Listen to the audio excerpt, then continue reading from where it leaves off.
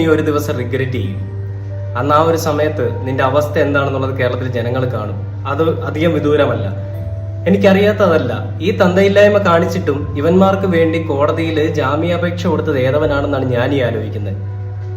ഈ തന്തയ്ക്ക് പ്രക്കാഴിയെ കാണിച്ചപ്പോഴും ഇവന്മാരെ സപ്പോർട്ട് ചെയ്യാൻ ആളുള്ളതുകൊണ്ടല്ലേ ഇവന്മാരെ തന്തയില്ലായ്മ കാണിച്ചത്. ആദ്യം തന്നെ ഇവന്മാര് പറയുന്നുണ്ട് നമുക്കൊന്നും വരില്ല, നമ്മളെ പോലീസ് ഒന്നും ചെയ്യത്തില്ലടാ, നമ്മൾ അടുത്തേക്ക് അവൻ വന്നതാണ്, നമുക്കൊരു പ്രശ്നമില്ല. എന്നിട്ട് ഈ ഓഡിയോ പറയുന്നത് കേട്ടില്ലേ, എന്റെ ഒരു അടിക്കാതെ തന്നെ അവനങ്ങ് തീർന്ന. എന്റെ അടിക്കില്ല, ഞാനൊന്നും അധികം ചെയ്തില്ല, കണ്ണിൽ 2 കുത്തു കൊടുത്തു അല്ലെ 5 കുത്തു കൊടുത്തു, അപ്പൊ തന്നെ അവനങ്ങ് തീർന്നെന്ന്, അവന് എനിക്കില്ലെന്ന് പറയുന്നവനെ ഓർക്കണം. നേരെ ചൊവ്വേ നിന്ന് മുള്ളാൻ പോലും അറിയാത്ത വാണമാണ് ഈ പറയുന്നതെന്ന് ഓർക്കണം.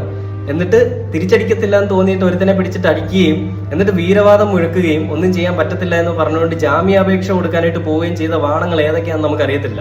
അവസാനം കോടതിക്ക് സത്യം അറിയാവുന്നത് കോടതി ജാമ്യാപേക്ഷ തള്ളി അവരെ ദുർഗുണ പരിഹാര പാഠശാലയിലേക്ക് തള്ളിയിട്ടുണ്ട്. ജുവനൈൽ ഹോമിലേക്ക് രാവിലെ 11 മണിക്ക് ഹാജരാക്കണം എന്ന് പറഞ്ഞാൽ അങ്ങോട്ട് തള്ളിയിട്ടുണ്ട്. ഇനി അവിടെ കിടന്ന അവന്മാര് ഈ